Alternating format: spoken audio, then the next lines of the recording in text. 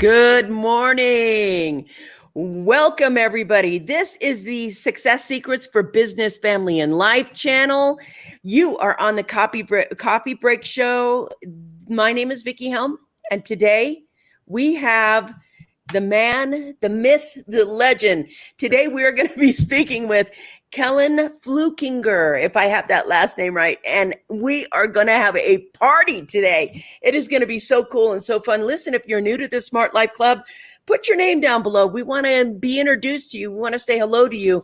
If you're here for every Wednesday, today we are going to rock your world. Today is going to be such an important day.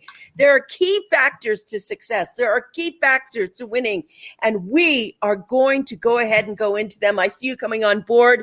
I just want to say good morning to everybody. And we go live Monday through Friday, and we share tips, tools, techniques, and we share all kinds of things that are going to help you create thrivability in your life. And today, I have someone on the show that I actually really admire. And it's not just I like this person or I've worked with this person. I think this person is the real deal when it comes to coaching. And I mean the real deal. He's got 13 books out right now. And he has, it's like several books. What I like about this man is that he is tenacious as all get out. This is the guy that is, when he says it's done, it's done. Let me tell you something. This is a man who has cheated death so many times and come back, and his entire being it's all about transformation. Like if you want transformation, this is the guy. We're going to go deeply into that today. We are going to talk about how to create transformation so that even your words become action. And I just want to welcome Kellan Fluckiger to the Coffee Break Show. Thank you, sir, for being here. Well, thank you. I don't know what to say after that gushing introduction. I feel like am I red or something? Oh, dear. But anyway, thank you for having me. It's wonderful to be here. And you're right. Everything that I do from first breath to last breath every day is about love and service, because that's really what matters. And that includes building business. And as you know, and as you would preach also, you build your business better when it's based on service and love. And I used to not understand that. I used to think that the service was a gimmick and the talk and all that other stuff. Been through that minefield and come out the other side and like, yeah. So that's such an important thing for me, because everything I do, I just feel as though when we talk about love, for me, that's a resonance. It's a type of frequency. And the higher it is, the more attractive it is. And people can feel whether you love what you're doing or you love them or you love or have a passion for it. I don't care what industry it is, but it just appears to me that if you have a state of love, if you live in a state of love, you're just kind of a client attractor at that point, you know? Well, my favorite saying, I was on a radio show a few days ago, and it happens a lot, but people ask me, what are the words you live by? And they hadn't told me I was going to be asked that question.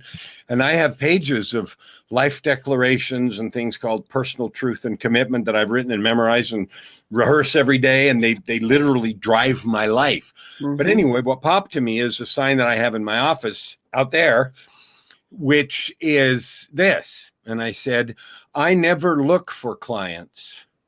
Yes. I look for people to love, opportunities to serve, and problems to solve.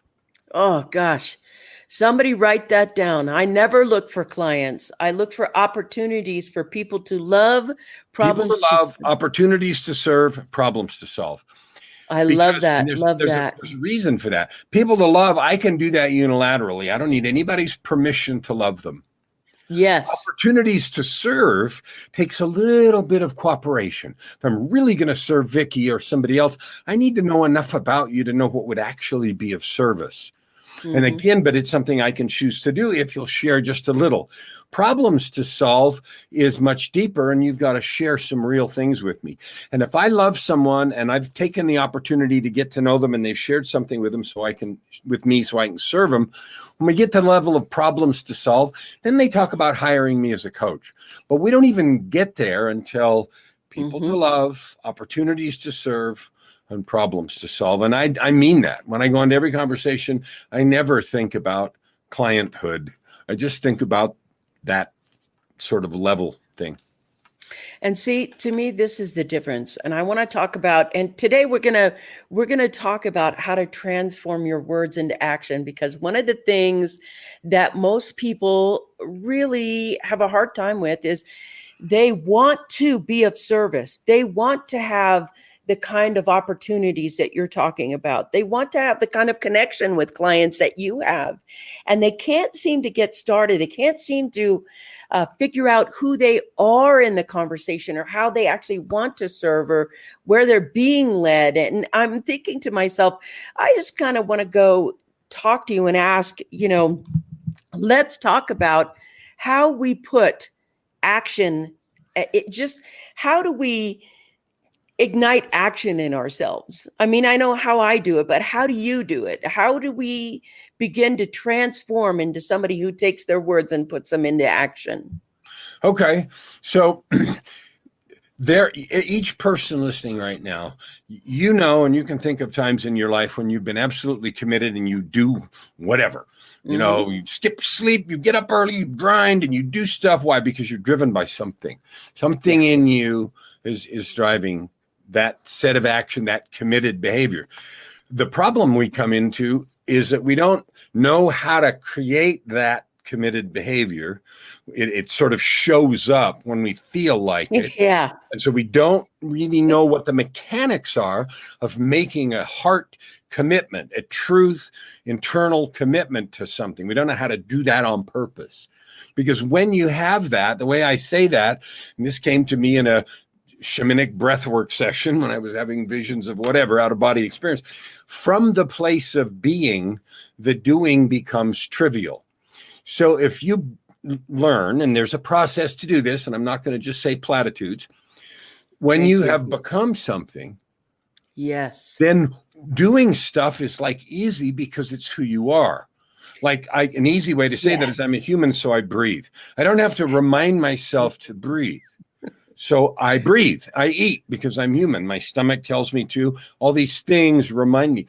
What if you could be love? What if you could be service in that same way? Then speaking to someone with love and not thinking about clienthood and can I enroll them? Yes. Wouldn't be difficult. Remembering to make 25 phone calls today to see if you can find somebody to serve wouldn't be hard, because you're not doing the rejection game. No, I don't want to talk to you. No, I don't. What's wrong with me? You wouldn't be playing that whole game because you're being somebody else. And so the secret is, how do I be that thing? All right. So then let's talk about that. One massive tool that I have developed and I keep refining and I use with all my clients is a morning ritual.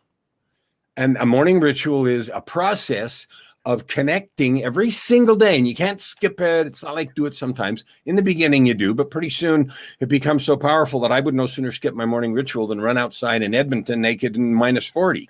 I just wouldn't do that. It's not something I have to remember to do. It's friggin' cold outside. I'm not doing that, right? Okay. So the morning ritual is a process that you develop to remind yourself of who you are. Mm-hmm. Gee, how do I remind myself who I am if I don't know? Well, how about if you decide, like people think they're going to find that clarity, like an excavation in the backyard. I'm going to go dig it up. It's a declaration, not an excavation. That's right. That's beautiful. It was fun that you said that, but I think it's so important. I'm hearing an echo there.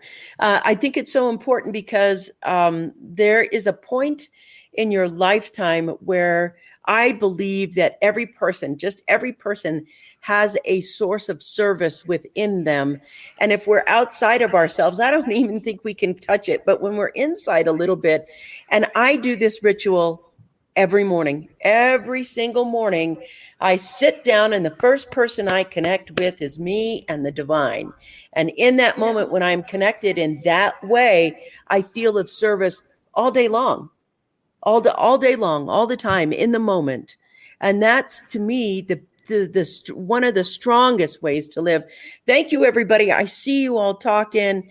Kellan's here. If you have questions for him, because we're going to keep going deeper into what he's saying.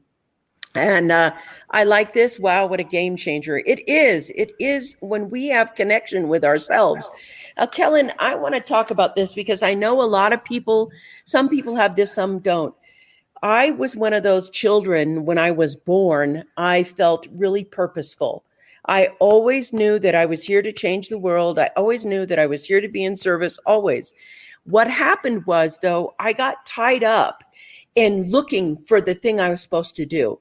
And the thing I'm supposed to do was here now. I was born for this moment in history. However, there's like 30 other years that you're waiting for, and looking and searching and trying to find something that feels purposeful or feels like you're supposed to be in purpose. And what I want to know is, what is your kind of definition of being in the moment, in purpose? Or how do you find, when you thought, okay, this is not me, I'm going to move here, this is who I am. What are the things that you opened up to? What are 3 things you can help somebody do or contact within themselves, not to find a purpose, but to be kind of purposeful feeling? Do you understand my question? I love that, the way you said that, because finding, I have a saying, clarity is overrated. Yeah. It is not found, it is created. Okay, and it's a little rhyming thing. Okay, Clarity is overrated. It's not found, it is created. A lot of people act like clarity is something I'm going to go dig up in the yard. You start with a declaration, clear enough for action. If I'm in a fog and if I don't do anything, I stay in the fog. If I take a step or a few steps in a given direction, things either become more clear or less clear. If they're less clear, it's not a good direction. If they're more clear, it feels good. There's some resonance there and moving in a good direction. One of the things that you asked me before we started about dying, and so I'm going to talk about that for a second. Yes. Okay? All right. Mr. Cheats. So 2 years ago, this month, in fact, might be 2 years ago today and yesterday, I went in the hospital. I had a lethal superbug. We talked in coronavirus about mortality rates from a tenth of a percent, like flu, up to 5 or 6% or whatever. The mortality rate of the bug I had, it has a 10-day kill rate of 100%. Okay. And 60% if you're in the hospital. So that's what I had. I had necrotizing MRSA in both lungs. I didn't get to the hospital till the end of day 5. A few hours after I got in the hospital, I did a crash, code red, green, blue, black, orange, whatever the hospital is, and was in not only intensive care, but biological isolation for weeks. Yep, I remember. I had 3 conversations with God at the door between life and eternity. Not going to do all the details now. If you want to read about it, it's in a book called Meeting God at the Door. No surprise. So I had 3 conversations, and here's the reason I'm mentioning this. Here were 4 things that came out of that. Number 1, every person on this call and not on this call is a divine intentional creation of that God, however you conceptualize it.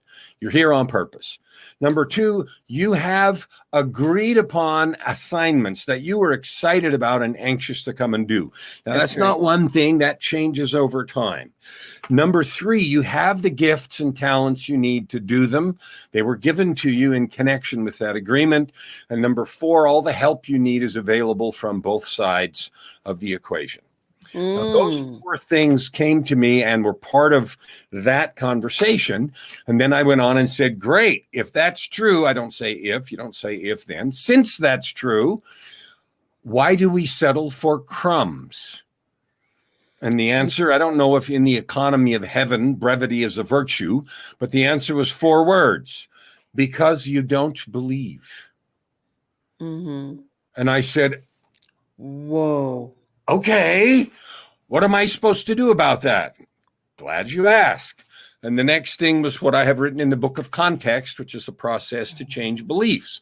But here's the key, that the responding instead of doubting to that feeling of service.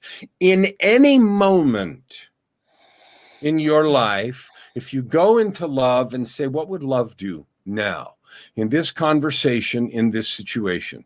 If I'm a divine creator, if I'm willing for a moment just to accept that thing, even if I haven't before, if I'm willing to just say, okay, what would that person do right now in this conversation? Because we don't live week to week. We live moment to moment. That's so right. in this moment right now, what would love do?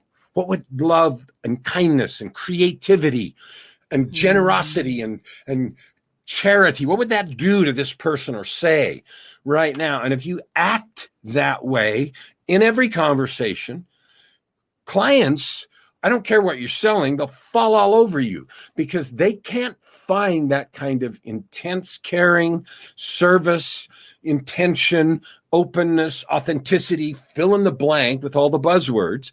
It isn't there. There's always ulterior motive. There's a squirmy energy. There's weirdness. If you dispense with that and you just be in service in that moment to moment, client enrollment is easy. Easy. And so the morning ritual, mine's an acronym, SPEM, spiritual, physical, emotional, mental, and we may or may not talk about the details. But it starts with spiritual, and it's a declaration of who you are. You could start with, I'm a divine creation here for a purpose. And I commit with every action to do something with that today.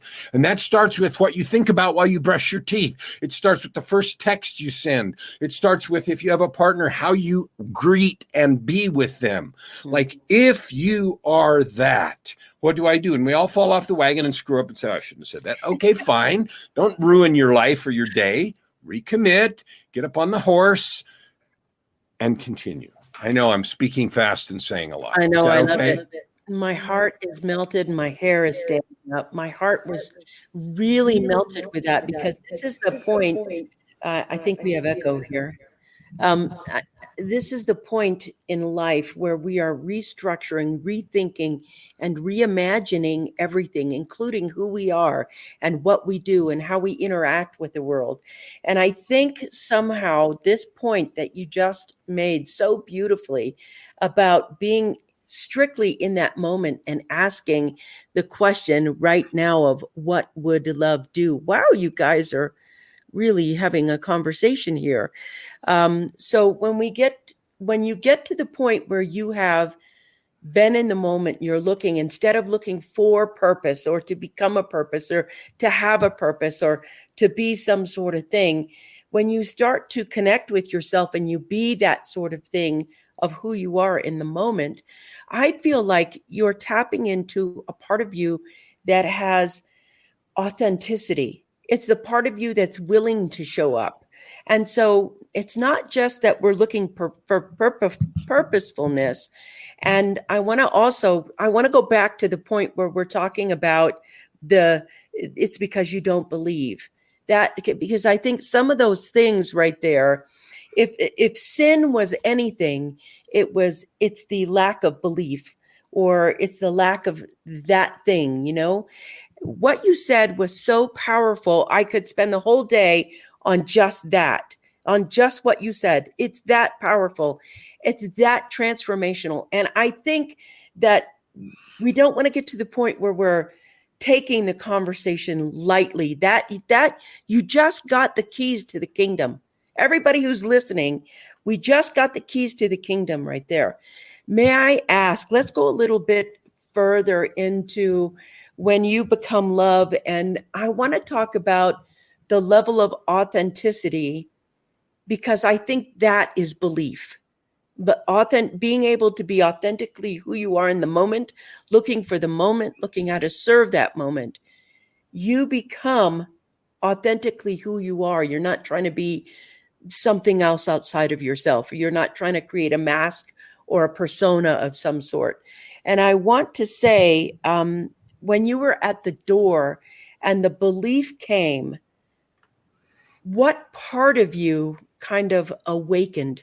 What part of you said, it's like you're not using your brain? What part of you woke up inside? Tell us more about how did you come to that authentic beingness inside? Do you understand? So I've lived one of the books you mentioned before we started was a book I wrote about my own journey called Tightrope of Depression. Yes. I lived decades with undiagnosed, untreated depression.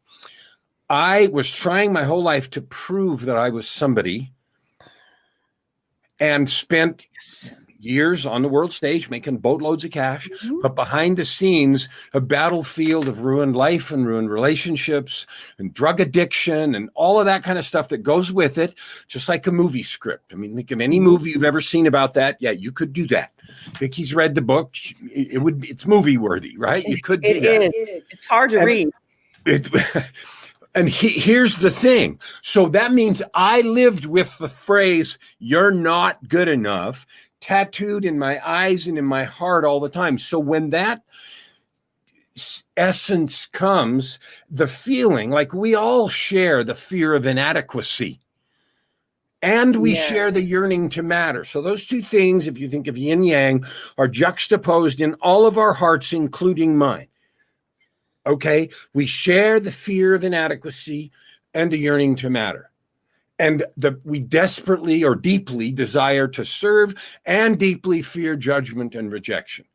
Yes. So those things are juxtaposed in us all the time. And like the Indian legend, the one you feed. So I can't give you a magic pill that will make the fear of inadequacy and the fear of judgment and rejection go away. You're going to have to live with those and laugh at them till you don't breathe anymore.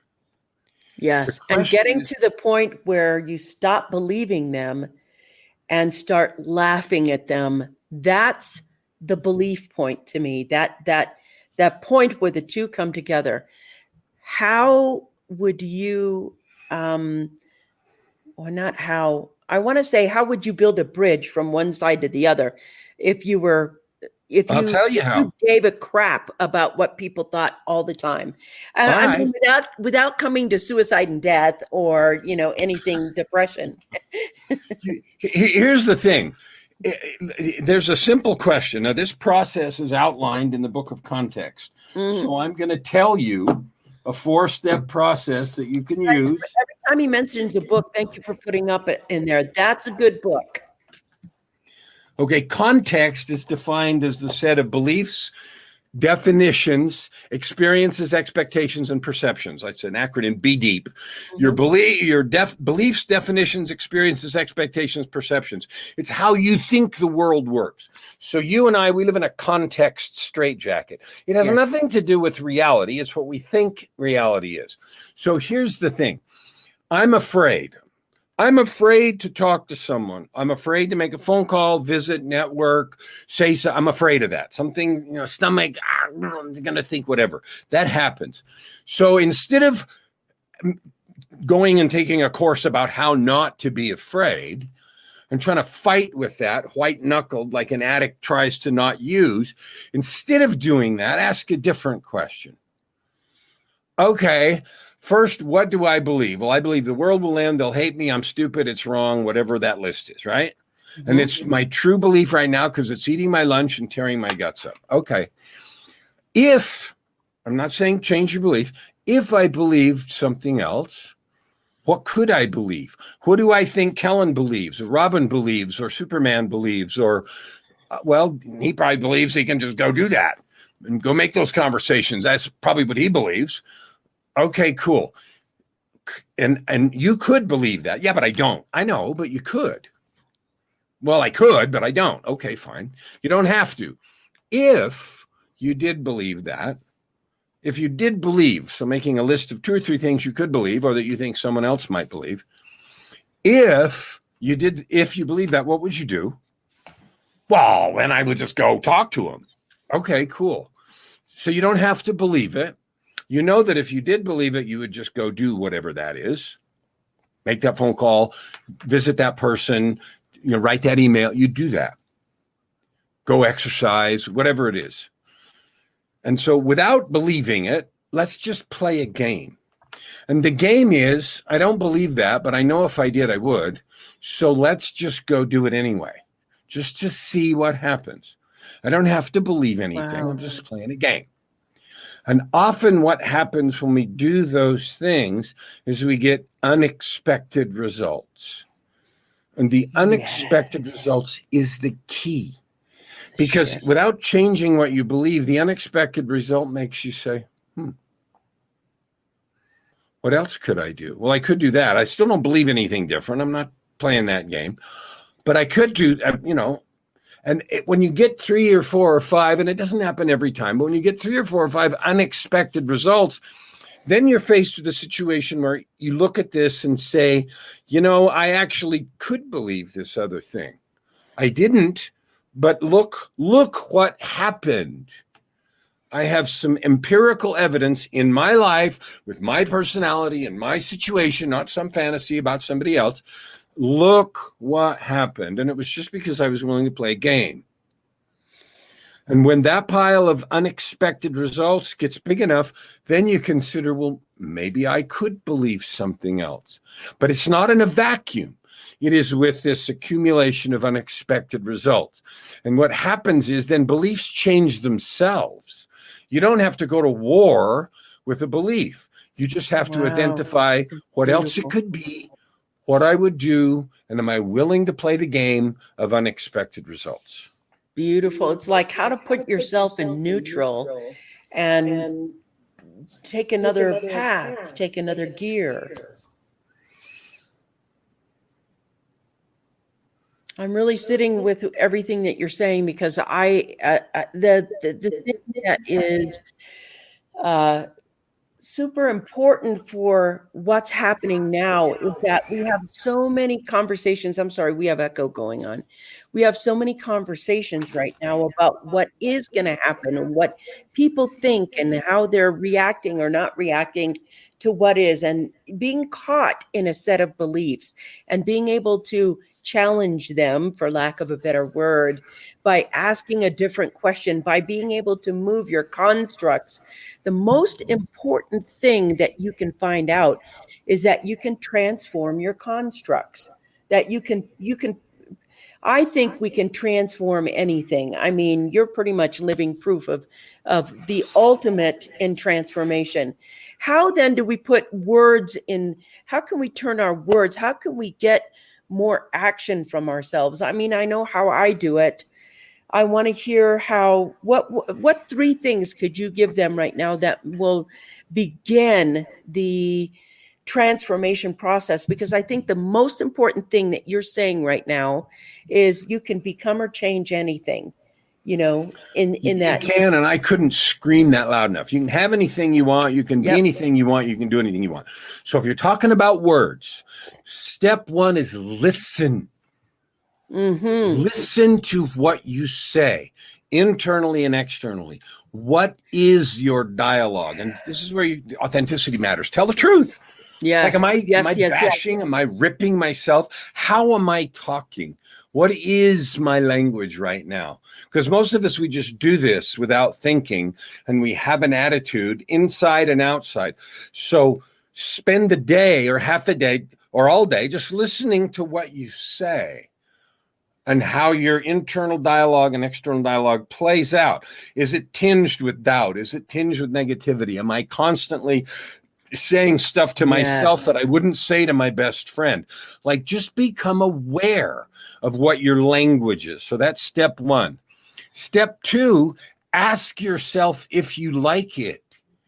Are you happy with your language? Do you like the way you talk to yourself? Would you say all the shit you say to yourself out loud about yourself in the presence of your best friend, who would say, how dare you talk to my friend that way? I mean, let's tell the truth here. What is your language inside and outside about yourself? To start with, we'll expand that in a minute. I have a whole program called Build Powerful Relationships when we talk about, anyway, it doesn't matter. What is your language about yourself? Tell the truth. Second, do you like it? If it isn't good and it's disempowering and it's bashing and it's negative and it's doubtful and it's hurtful, then the next question is, Are you willing to consider something else? And this is where you go to the context rules. Well, if I loved me, if I really loved myself, what would I talk like? What would my language be like? What would I say inside and outside if I looked myself in the mirror and really loved that person? I don't have to love me. In fact, I'm a piece of crap, I know. But if I did love me, what would I say? Well, then I would say this. And this is where you play the game. Well, let's talk like that and see what happens. Beautiful. I mean, that's like the most powerful thing that you can do is realize. I think that I'm not sure why or how or whatever, but we come in as this power, this birthed power, and maybe we don't know how to use our legs and everything else, but we have like these divine abilities that we do not tap into. And the divine abilities of being able to shift, to be able to transform, it's like you can shape shift. The object of shape shifting anything in that moment. And it happens over time. It doesn't, well, sometimes it can happen immediately. Sometimes it could just be immediately. But the ability to believe that you can transform, I mean, the actual real ability to believe that you can transform, that's what makes someone like their superhuman self in that purpose-driven way, if you will, for lack of a better word. And I want to spend a couple of seconds here talking about, because people are just every day, every moment is an exercise of what I could believe. The aha moment is a moment of recognition of what I believe and that it actually works. And I want to talk about talking to yourself, because that's where I started. I think it started, years ago when I realized that I just beat myself up all through the day. And I was thinking, the thing that happened to me, the thought that occurred to me is, what would my productivity be like if I encouraged myself throughout the day? Instead of just like, you didn't get this done and you didn't get that done and you're just a loser and blah, blah, blah, blah. I was thinking about the quality of my life. What would it be if I said something? And one of the brilliant things that you just said that really was important for me is really taking the time to listening to yourself and being honest, because you don't realize it's like a nanosecond. It's a subtlety that, see, you're a jerk. See, you don't know enough. It happens so fast that you say it and you believe it. And when you have that belief of it, sometimes it validates what you say when what you say to yourself is bullshit. And so to me, I'm like looking at this from this moment. And I remember going through, I think, Kellan, I went through about a decade spending time reevaluating everything I said to myself. And around here, we say thoughts can only do two things. That's it. They'll either empower you or impair you. And you have the choice. And once you realize that you aren't the thought is not you, and that it's either going to empower you or impair you, you start thinking when those disempowering thoughts come, you're like, nope, don't want you here. And that practice for about a decade suddenly gave me like a sense of self, that when you start removing thoughts and you start thinking empowering thoughts, I was like, okay, if I can transform my brain, then I can transform my life and I can transform how I feel. But you were absolutely right. You have to be so authentic about that. So authentic. Pop over here. Yes, Kellan Fluckiger, to listen is to be the observer. Perfect. What is your language about yourself? Thank you. That is like, what is your language about yourself? I think that's really the starting point for everyone, is to realize what language are you saying? How abusive are you in your stop, listen, observe without judgment, pivot if needed. Thank you. So I want to say, what's for you? I guess I'm trying to mold this conversation, and I'm trying to figure out how to ask these questions. So once we get to the point where we are learning to empower our thinking, and we have a sense of who we are a little bit more. And we have a sense of maybe something that we want to create, a quality of life we want to create. What would like the next 3 steps be in it's a very hard question because there's so much universal things in there, but what would be the next 3 steps you would tell someone to take after they had completed this, and of course paying attention to the moment? It's a tough question to ask, you know what I'm saying? Yeah, I think so. So let me give it a shot, and you can interrupt me and correct me if I'm going in the wrong direction. If you are to a place where you can look yourself in the eye every day and say without hesitation, I love you, several times, and feel it till it resonates and vibrates, and if that's where you live, then you can go to the question, which is, okay, I love me, I trust me, I believe I'm here for a real purpose. And then you go to the questions we were talking about before. Well, okay, since I'm a divine creator and I love myself, and I really know that now, and we're done with this other dialogue, what would that be? Like, what would that do? And there's 4 places you can look, okay, to get a purpose, to figure out what to do next. And you can, if you already have a business and you already have a product or service, you can evaluate them in these same contexts. So step 1 is always do it in the context of serving others, not just in the context of selling crap to others, but in the context of serving. So step 1 is, whatever I'm doing, is it in the context of being of service to someone? Yes or no? And if it isn't right now, okay, cool. No judgment, no harm, no foul. How can I change that? What would I do to move gradually or adjust in that direction? Because that's part of that old language pattern that we don't do. Fix it now, you suck. We don't do that. So if you discover something that's not there, the next thing is an on-ramp to change it. So number 1 is do it in the context of others, serving others, really serving with love and kindness that person, because you are now love and kindness. That was the assumption. The second thing is look to the gifts and talents that you have. Like, what do you do really well? What do you like to do? What are you able to do? What do you enjoy doing? What do people come to you for? Is it advice? Is it help? Do you build things? My wife is a great eBay retailer. She takes really good care of her customers. She loves antiques and collectibles and has forever. And so she's an expert at Native American things and old China. So she's really good and has relationships with people all over the world, selling products and services to people that are collectors. And she takes really good care of them, and they buy over and over and over and over again. Why? Because she loves what she does. It's a gift she has. She got it from her dad because he was an archaeologist and he used to go out and hunt arrow points. Doesn't matter how it got there. So in the context of serving others, number 2, what are the gifts and talents that you have? And trust that you have them for a reason and they're part of your beingness. Don't say, am I going to throw away all this and find some new ones? Why would that be true? And that doesn't mean you can't go looking for some others to develop. Start with what you have and where you are. Okay. 3rd point, let the adversity that you have struggled with, that has beat you down, broken you, and hurt you, shape you, mold you, and refine you. Because every piece of adversity is refining and creates in you a specialized empathy and love that will let you relate to a different group of people in a special way that others can't.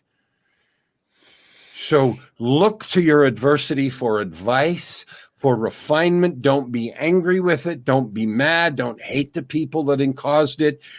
Like, don't do that. I went through decades of depression, drug addiction, rehabilitation, world stage stuff, terrified that I was going to get found out, discovered, on and on and on, out-of-body experiences. Holy crap. I mean, this list is long. I look at it all with enormous gratitude. It has refined me in a way that lets me do and be who I am and what I am like nobody else. I love it. So look to your adversity for advice and refinement. And number 4, the last one, trust your divine intuition. Now, what Vickie talked about in getting centered with yourself, S in my SPEM, spiritual, includes meditation, prayer if you do that. But connecting with the divine is not just a random thing you do because you can say you meditate. It is for the purpose of Yes. fine-tuning and learning to listen to your intuition. Because one of the things I learned in the conversation with God is it helps available from both sides, but you can't hear the other side if you don't know how to tune the receiver. Yes. And so meditation and prayer and focus and learning to hear is refining your receiver. So those are the four things, okay? Number one, the context of others. Number two, look to your gifts and talents that you have and enjoy. Use them. If you want to develop others, fine, but start where you are. Number three, let your adversity give you advice and refinement. And number four, develop and trust your divine intuition. And if you do those four things in the context of love and service, I know I'm using love and squishy words, but hardcore business. If you looked at my business career, you'd see I've been in some pretty places in charge of multiple tens of billions of dollars, this, that, and the other. Right. So I'm talking about hardcore business here. No matter what you sell, no matter what you do for work, and I want to tie that in because so many people think, yeah, that's nice to have a nice squishy life, but what about paying the bills? This will pay. Yes, and very handsomely. I want to say, yes. I'm hearing echo. I'm really melted right now in my spirit and my heart. Everything is very melted. It's interesting because somehow we think that divinity doesn't answer all our worldly questions and worldly needs. And I want to talk about what he just said. One of the things, it's like, I think it's Lisa Nichols who said, let your mess be your message. Let your mess be your message. And in there, being able to trust yourself, being able to trust that you went through this experience in such a way that you kind of have a bit of a roadmap. You can help other people get to this place over here, and trusting yourself, trusting love, trusting the divine. And I want to say, it's like, Kellan, it's like there's like a fork in the road that you come to. And it's either going to be that you're going to use your mind to push you through. And you had a lot of success, a lot, like more success than most people ever have in a lifetime with that, pushing yourself through. Then there's the loving yourself through. And this is a man who's done both. He's done this and he's done this. It doesn't matter. He's done both ways, times. And the thing that's interesting that I think he's telling us right now is, I've done this, and trust me, this way is a lot easier. It's a lot healthier. It's a lot more genuine. It's a lot more, principled. It's a lot more helpful to people when you see this.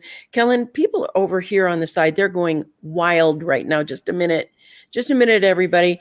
I get the divine intuition, saw the yes. I feel I help many. Yes, me too. Kellan, I'm enjoying your communication skills of cutting to the chase. Your delivery of a messenger proves to me your understanding of the importance of this conversation. After NDEs, many are given a task. It's apparent you are following through. Thank you. This is really cool. I'm going to pop on here a second. The mind pushes where the spirit allows the experience. We eventually learn which works best. Yes, thank you. I want to go here. I feel this is my life, helping fix things or explaining what it was all about. Thank you. I want to say that Kellan is like one of probably the best coaches that you can work with, in my opinion. I have not heard anything from anyone except, oh my God, he's like a life-changing miracle. How can they be involved with you? What can they do? How can they if you want to work with Kellan, if you want more connection with him, I would suggest that. Now, I've seen him speak on stage a gajillion times, and he's very fun to work with. He's very fun to listen to. He's got all the answers. Yes, right here. Boom. A coach that actually makes a difference, the real deal. This is the point for me. It's like, I don't have just anybody here and say, well, go work with just anybody. You want the real deal, the somebody who's done both. And I really want to ask you, how can they be involved with you? So the easiest way is I have about 2 months ago, a little over 2 months ago, 2.5 months ago, somebody called Joy, my wife. My wife's name's Joy, of course. And that whole story is another divine intervention. If you want to read, when I say help's available from both sides, if you want to read or understand how true that is, read Tightrope. I mean, how Joy came into my life 13 years ago after all this stuff and in the middle of it. And she didn't come in when things were good. She came in right in the middle. Yeah. And so, anyway. It's an intense read, you guys. If you read Tightrope, it's a great book. Go get that. Start. The sequel's coming out in September, by the way. It's called Down from the Gallows. It's written and it'll be out in about 3 months. Anyway, cool. So to get a hold of me. So first, Joy, 2.5 months ago, somebody called because they knew I do motivational stuff. They called my wife, Joy, and says, does Kellan have a podcast? And I've done a bunch of stuff in the past, but I didn't have an active podcast right now. And she could have said, well, yeah, I don't know, maybe. No. Joy said, yes. And then came and said, ahem. And I said, okay. So now we have a 60-something day old podcast. It's daily, 60-something episodes. If you want to hear, the name of it is Your Ultimate Life. It's on iTunes and all the regular things. Your Ultimate Life, 15-minute podcasts every day. You want to get it connect? Go there. Second place, YouTube. I have had YouTube videos forever. I've got 1 million videos, but we're starting a new thrust and it's slightly different. It's called Ultimate Life Formula. Ultimate Life Formula. So those are easy, free places you can do right now. If you want to talk to me personally and you want to see about programs or working with me or something, friend me on Facebook. I'm not hard to find with a name like Kellan Fluckiger. There's only 2 in the world, and the other one's my son. And you'll recognize the difference. Friend me on Facebook and send me a message, and we'll just set up a Zoom and chat and see what you want and see if there's something I can do to help. I mean, I'm not hyping. I don't have a website, sell a bunch of crap. Yeah, I've got 1 million books on Amazon and I've got music and I've owned a recording studio and whatever. If you want to talk to see if there's something I can do to help you create the life you want, friend me on Facebook, send a message, and we'll set up a chat and see what's up. I don't know. I don't know until, like I said in the beginning, people to love, opportunities to serve, and problems to solve. And until we chat, I won't know. Beautiful. There it is. That's how we get it. Kellan, thank you for this amazingly life-changing conversation and for being on the Coffee Break Show with me. My hair is still standing up. And I got to tell you, I am so, I guess the word, and if you know the Coffee Break Show, this is unusual. I'm feeling very tender and gentle inside after the conversation. And the reason I think that I am is just exactly this right here. It's an amazing conversation. And it was a grounded way of putting it. It wasn't pie in the sky or floofy woofy or, it was very grounded, very practical, very human conversation today. And again, everybody's just popping in with this. And I just am going to say that this has been absolutely wonderful to be with you in this way. Just wonderful. And I want to thank you for being here today. Well, thanks for inviting me. Appreciate it. If I can serve you or your audience in any way, let me know. I'm happy to do it. Okay, you guys, I know what you're thinking. Wow, this was a wow conversation. But you know what? You have access to them. You're crazy if you go get on that podcast, get that friend, find him. He's a great conversationalist and he's really fun and you can have a great conversation with. I want to thank everybody for being here. I want to thank you, Kellan. Thank you, everybody, for being on the Coffee Break Show today. And next Wednesday, we're going to have another great guest, but I just want to welcome you always to the Coffee Break Show, Monday through Friday. Thank you for being here, everybody. Mwah! Peace out. Thank you.